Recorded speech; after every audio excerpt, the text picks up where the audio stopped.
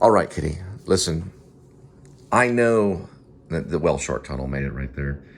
I know that you enjoy the Tempur-Pedic bed, and I know that you're a good cat. I'm not holding anything against you per se. Okay. Basically, what I'm doing is I'm not judging you. It's comfortable. There's air blowing, cool air blowing from the depths of hell to cool you. We understand the enjoyable aspect of your life. Because, you know, everybody knows in the poetry of Algero, the 9th level of hell, the devil is frozen to his waist, beating his wings against the ice, cooling all of hell. Oh, the air, he must have got tired, the air came off. Now let me explain something to you, Kitty. You must be moved to the living room and your Whale Shark Tunnel. Let me see here. You can actually see the fins. Whale Shark Tunnel! The Whale Shark Tunnel! Yes, the Whale Shark Tunnel! Now for you. And I'm going to tell you, Kitty, I'm not going to lie. I do love you, but only as a pet. Now, I'm going to grab you, and I'm going to move you through time and space to your Whale Shark Tunnel so you can investigate and I can enter into the shower because I have to go to Dallas.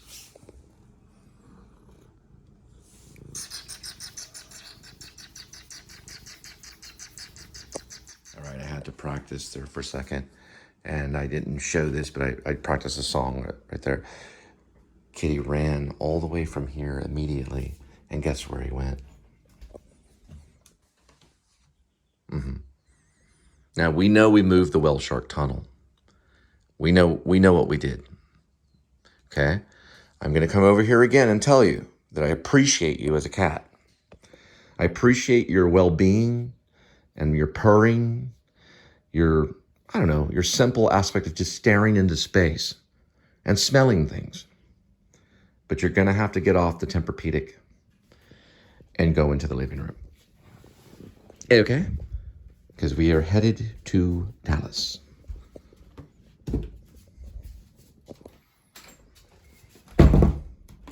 All right, Edmund Tuxedo Cassavetes, if that is your real name, if that's your real name, your job is to hold down the fort. You got the Whale Tunnel. It's a Whale Shark Tunnel. Behind you, you can crawl in it and play all day. You have your scratching post here. You can use it to scratch your nails. We've got plenty of food and water. And you've got your cat condo. Have at it. Hold down the fort. Be a good kitty. 176,960 miles. We're at 75 degrees Fahrenheit on May 16th, 2023. As of the recording, we have a classic car alert immediately. We're gonna go ahead and pass it.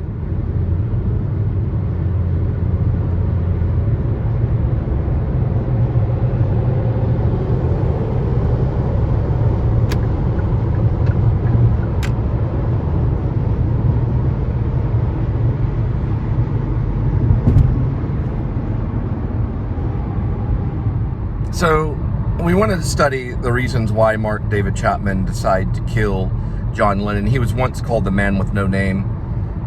But I do say his name because, well, he was a real person. He wasn't a robot. He was real. He was a human. So he lived in Hawaii and suffered from depression. When he was in Florida, he dropped LSD when he was a child. He was probably a teenager. He went to Florida for a while as a teenager. The LSD was probably the really good stuff, you know. Back then it was liquefied, pure, and he took it and tripped out. From that day on, after he took the LSD, he said he always felt a little weird. Now, when he went to Hawaii, he became a security guard, and he was married. He was a married man. Mark David Chapman tried to kill himself in Hawaii. He put a hose on the back of his muffler of his vehicle. He ran the hose into the car here, and it was an unsuccessful attempt. He was suffering from clinical depression in Hawaii, and he was a security guard. One day, he signed out his name, John Lennon, and he flew all the way to New York City. It's a long flight, probably around 14 hours or so. Back then, it was probably different. It's a very long flight. Maybe 6-7 hours. I don't know the exact amount of time it is to fly. I know if you fly to Australia, it's almost like 16 hours or something. Regardless, it was a long flight. And during that flight, he started having what's called delusions. My show's a lot about that. And he started having these delusions. And he was reading a book called Catcher in the Rye by J.D. Salinger. There's a character, the protagonist, known as Holden Caulfield. There are 26 chapters in the book of Catcher in the Rye. He read the whole thing several times. By the time he got to New York City and started walking around, he thought he was Holden Caulfield. Now, he was interviewed by many psychologists, technicians, or they're not psychologists, technicians, I don't know what I'm talking about. He was interviewed by psychologists. They were kind of techie, but they were psychologists. I don't know why I mentioned technicians. You know, they have the psych technicians on the stabilization wards. I know about that. But he was interviewed. And he told them the story that he was Holden Caulfield. He really thought he was. When he went to Central Park, he saw, this is when he was a grown man. He was still suffering from depression and delusions. And he saw the merry-go-round and heard the single, which I'm going to listen to in a minute. I'm going to listen to Double Fantasy on the way to Dallas. He listened to the single of Watching the Wheels Go Round and Round. It's called Watching the Wheels by John Lennon. And that was the sign from God or from heavens to kill John Lennon. Now, something similar happened to me when I got married to my second wife, because when I was at Jared's and I bought the ring, or before I bought the ring, I was contemplating not marrying Angel Curry, who had 3 of my children.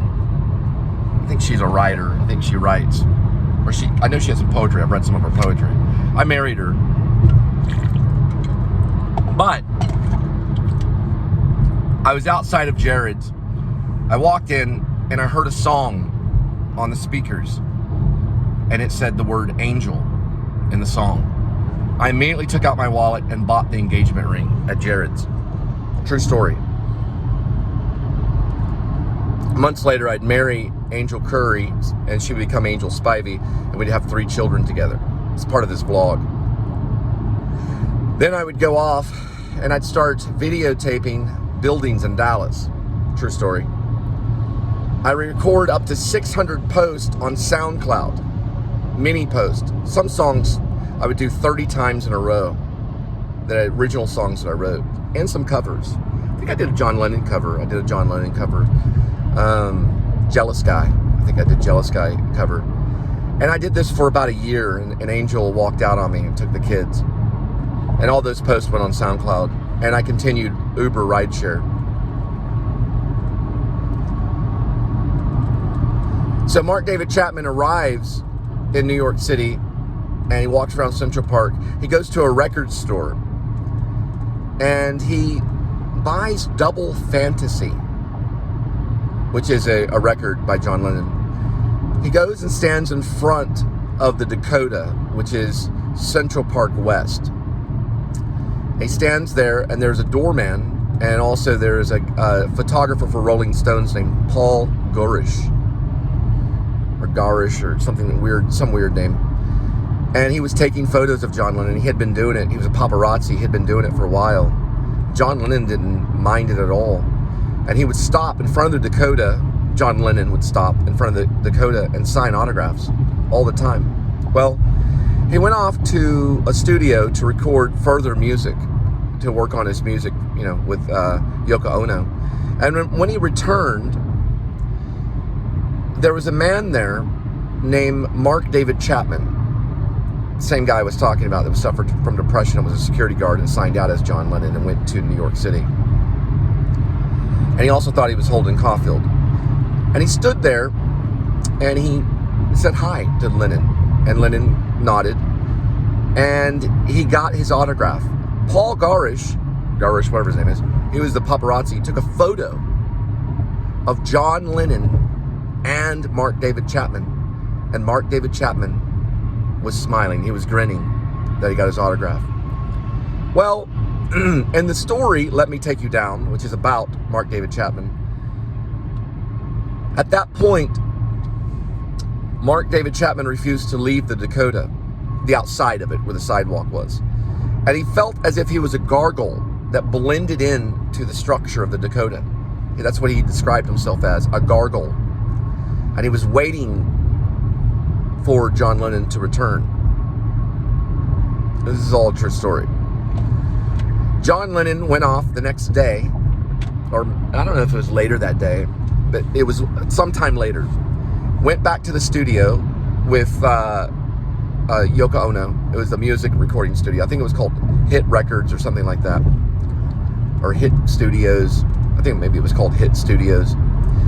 And he recorded more music and furthered his development of music. And Mark David Chapman was still there, waiting in front of the Dakota. Now, this is what ended up happening. He took out a 38, we're talking about Mark David Chapman, Mark David Chapman took out a 38 undercover Charter revolver. I think it's called an undercover 38 Charter revolver. It has 5 chambers, a certain type of 38 Magnum. He kneeled down on one knee and aimed carefully, military style, in a militant action, and fired off 5 rounds towards John Lennon, striking him successfully, I think 3 fatal shots.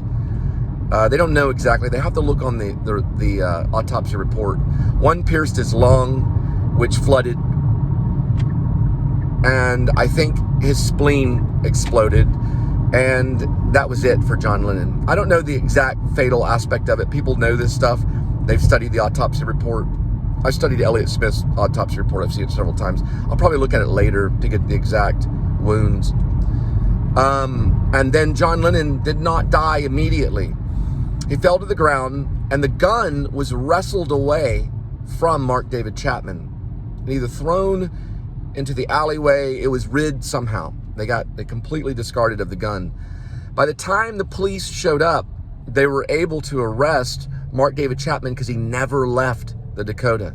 He sat there on the curb and waited for the police with a copy of Catcher and the Rye right next to him, I think sitting on the sidewalk or in his pocket.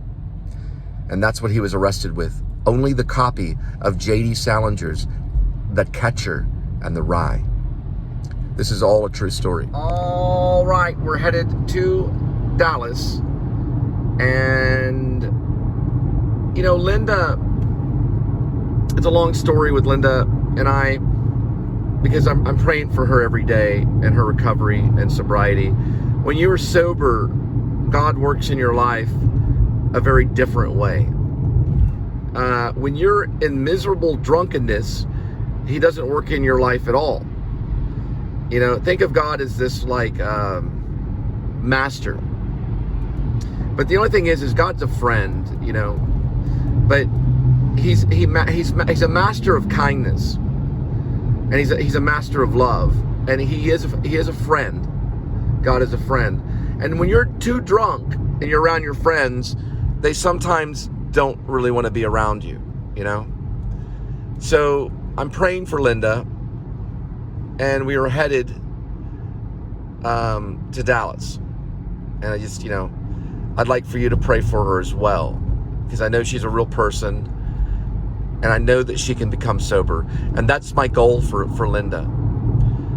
The Cole and Linda Filmmaker Band was created to make music, but it was we were also wanting to make films too, to make movies. We wanted to tell stories, and it's become, you know, it's become this, and it's a different type of story. like my mime teacher always told me, that pain is an interesting feeling. Pain is an interesting story to reveal. And all addicts know that story. Alcoholism is like the worst. It's the worst. Heroin's probably a little bit worse maybe, but alcoholism is definitely one of the worst, and everyone will tell you that.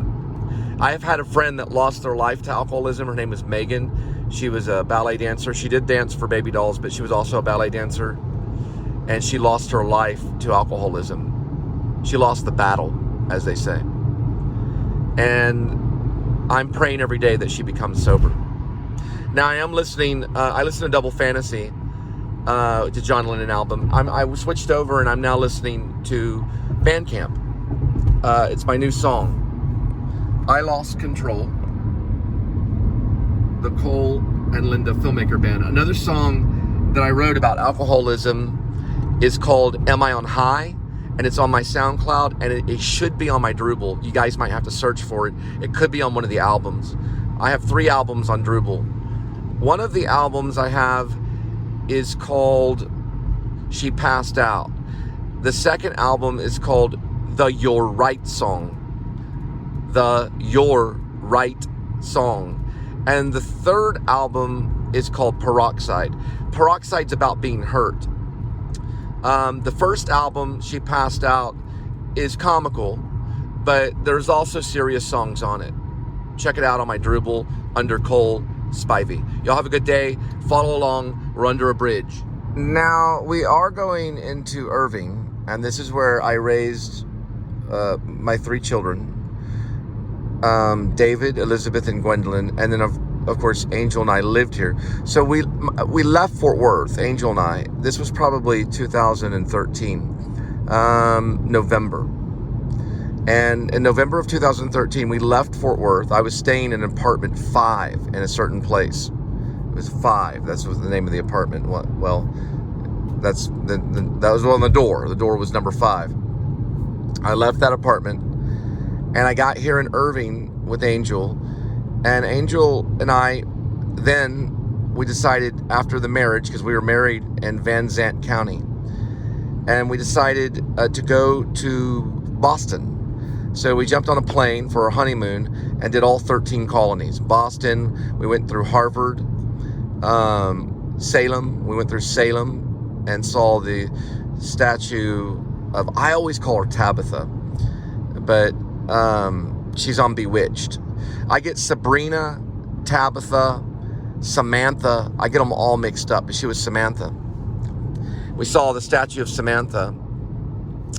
And then we went north, and we had a rental car. And I remember the rental car guy, when we returned the rental car, he said, y'all really went 1,000 miles? Because our whole entire honeymoon, we were in the rental car. Anyway, so we get into, I guess maybe the very edge of New York. And so we drove through New York. I remember going through Vermont, and we finally went into Maine. It was like a week-long honeymoon or more. I had just started working for a bank. Wonder how he's going to get somebody if he doesn't have a vehicle. I don't know. But he has a gun, a ray gun thing. But anyway, sorry, there's a cop standing on the side of the road with no vehicle, and he has like a radar gun. Anyway, they actually call it, maybe, I don't know if they call it a radar gun anymore, but anyway. Okay, let's go back to the story. So we get to Boston. We go through Boston, we go through New York, then through Vermont, and then into Maine.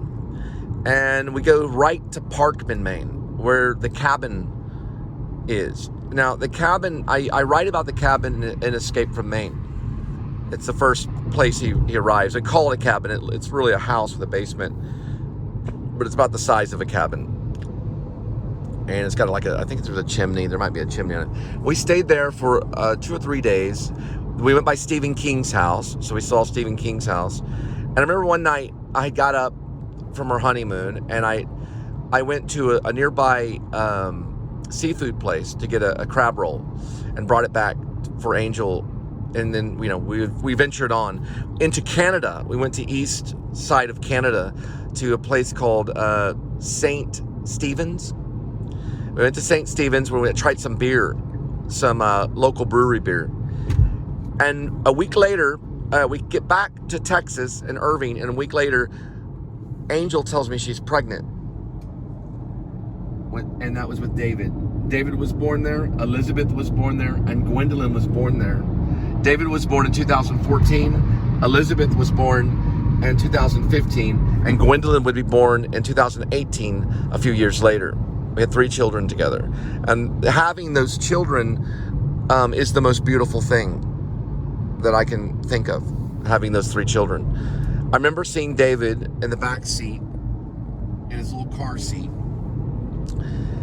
and he was pretty beat up from the birth. They get swollen. And I did not know what to think of what he was going to look like. David turned out to be a very beautiful child. He had very chubby cheeks when he was born, and I did not know what to think. And when he was in the car, I was looking at him in the rearview mirror thinking, what is this kid going to do? He's fine. And I get him home, and after about 3 or 4 days, the swelling went down on his cheeks, and he looked okay. He had very chubby cheeks coming out. It was just a weird looking chubby cheeks kind of thing. Then his cheeks, became normal. But another thing happened with David. I don't always tell about this story. There's Dallas. There's another thing that happened with David. I was in Sunday school because I went to MacArthur Boulevard Baptist, and I was in Sunday school with all the other adults. And someone approached me and said, it looks like David may have had an allergic reaction, and Angel's concerned, and you need to head back home. We lived in a little apartment at a place called, at the time it was called Steeplechase. Now it's called Asher Apartments. It's right next to Cleanest Ranch. So I hurried home, and I was very worried, and I walked in, and David was sitting on the vanity, I don't even know what you call it. It's right in front of the mirror. Little sink kind of thing. Angel had propped him up on the sink, and he was swollen. And he had an allergic reaction to some medicine they had given him, some antibiotics. And he looked like Rocky. It was like an allergic reaction. He just swelled all up. And I didn't know what to think at that moment. And I was just horrified. And she said, I said, we're going to the ER. So we took David in, and they watched over him. I think they gave him some liquids, some fluids, and he pulled through. But I want to tell you the first thing that happened when we brought David home. I had a hospital band right here on my wrist. I turned the wrist around, and I cut the hospital band and into right here, a little niche right there, and started bleeding. And at that moment, I immediately knew that I was going to die. That was it. I would die. And I walked over. I put a rag over my wrist. I walked over to Angel. She was holding David, and I laid down in the bed, and I went to sleep. When I woke up, my wrist was perfectly fine. It was just a small little niche, but I cut it in this direction. I can't really show you, but that direction with the knife. It wasn't a knife, it was a scissors. I cut it with a little scissors thing. I was cutting the band off my wrist. I thought I had cut into the artery and that was it. But it was just a niche, It was just a feeling. But I figured that's it. I'm good to go. I was good to go at that moment in life. When I went over onto the bed, Angel was laying with David. I was good to go ahead and go to heaven then. My mission was done. I was good, and I'd cut there. But God was only telling me that he could take me at any time. That's what he was telling me. Later, that next year, let me put it this way. 2 months later, after that day, when I cut the hospital band off my wrist and laid down, I think it was 2 months later, Angel would walk into the room and say, "We're having another baby." And that would be Elizabeth. Elizabeth would come into the world, I believe, in 2015 of July 10th. David was born August 21st. Now, Elizabeth would come into the world on July 10th of 2015. And you can do the math and find out how old she is. I think David's going to be 9, and she's probably still 8 or something like that. They're probably, see, let's do the math real quick. See, David's 2014, so 15, 16, 17, 18, 19, 20, 21, 22, 23, yeah. David would be 9, Elizabeth would be 8 years old, right at this present moment. Okay, so we were good to go. We were living in 1020, apartment 1020, and we decided to move to 1038 in that same place, which is Asher now, but it at the time was Steeplechase. And we moved in, and we lived in 1038. And this lady came and visited us one time, or we went to the pool, or we took David out one time to go for a stroll in the stroller, and there was a lady there, and she saw us by the pool and walked up and said, "David is very bright.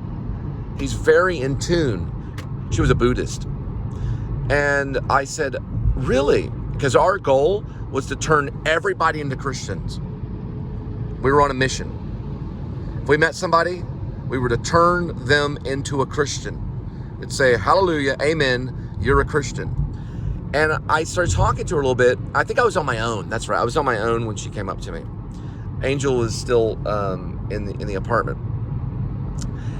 And somehow the conversation twisted, and she told me she was a Buddhist. I said, that's interesting. She followed me back to the apartment to meet Angel. And I said, "This is so-and-so." I don't remember her name.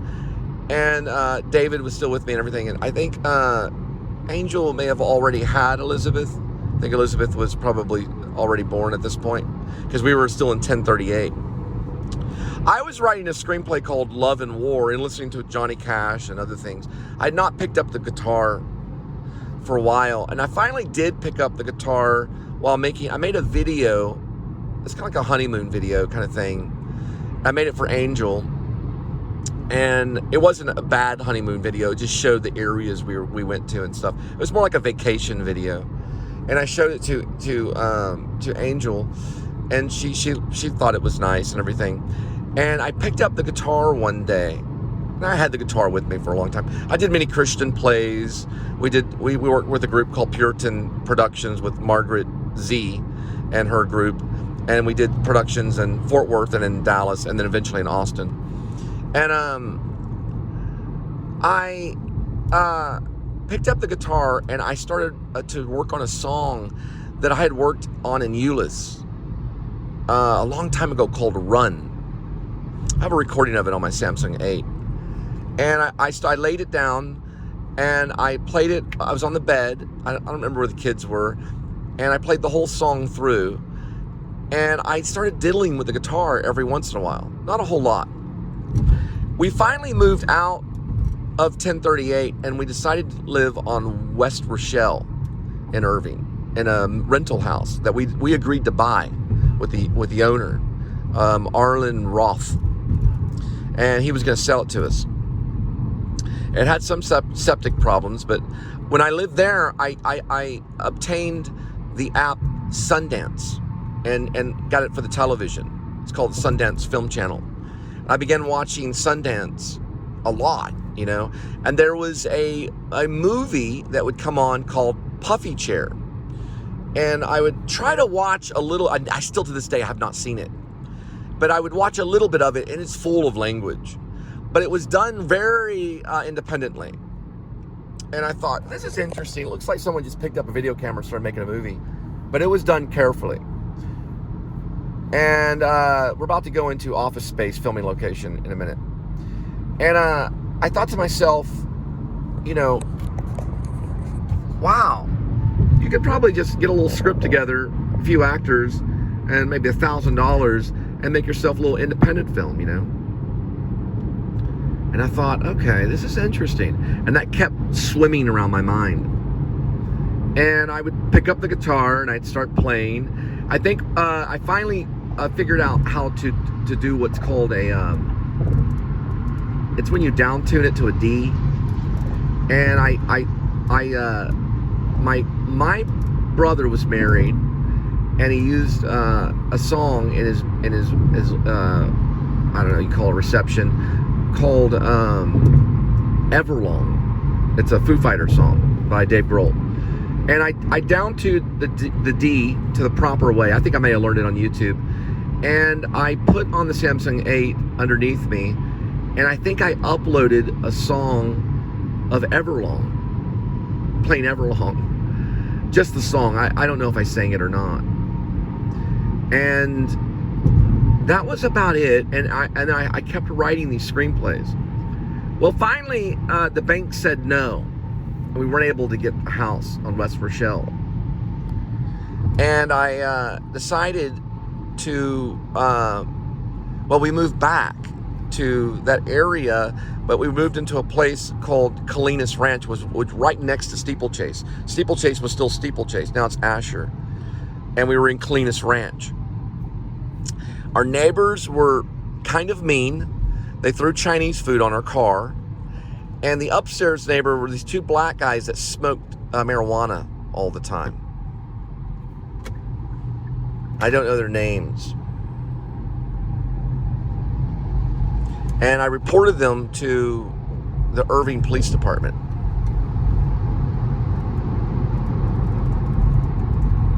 Anyway,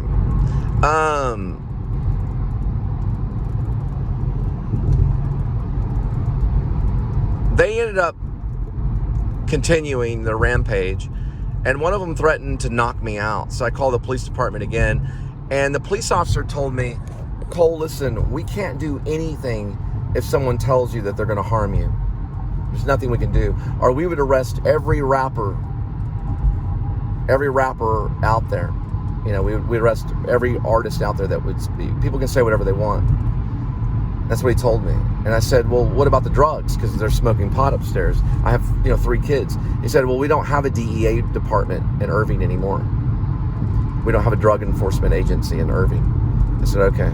So really, I think over all this time, it registers in my mind that it's okay for people to do that. That you have to let them do that. Maybe that's a form of their protest, but it's okay and you have to accept it.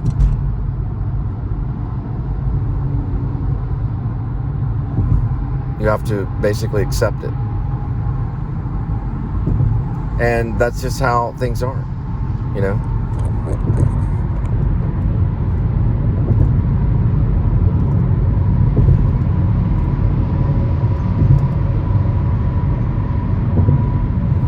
Eventually, Angel would leave, and I would live there for about, let's see, she left in March, April, May, June, July, August, September, October, for 7 months on my own. And during that time, I'd write 3 plays. One called Hidden Drive, another one called Russian Butterfly, and the third one would be called, was called In Store, which is about the bank. The first one was about a cabin in Maine. The second one was about a man living in Las Colinas, basically kind of in an area, not too much like this, but Las Colinas that was a writer and like an actor, and that one was called Russian Butterfly. And it's spelled R-U-S-H-I-N, better, B-E-T-T-E-R, fly, F-L-Y. And then the third play was called In Store, which is about the bank, about an in-store bank. We had actors for all of the performances, and we did a reading for all of them. So we did a reading, stage reading, and we recorded it on SoundCloud under the SoundCloud Studio Theater Group in Irving. It happened. I paid some of the actors. I even paid a few of them like $100 and stuff just for the reading. Some of the people I remember for the reading were Victoria Valentine, Daniel Lunt. Daniel Lunt read for Russian Butterfly. Victoria Valentine was there, I believe, for Hidden Drive. Anika, who I don't remember her last name, she was Indian. She read for 2 of the plays. She read for, I believe it was, one was for Russian Butterfly, And then, of course, for In Store. She read for 2 of them. She was one of the many readers. There were readers there.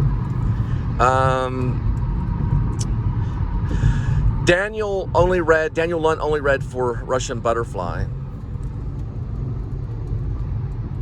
And I know you guys are spying on me. And it's okay. It's okay. You can spy on me. I know you are. You need to know everything about me. And lastly, grow up, not weed.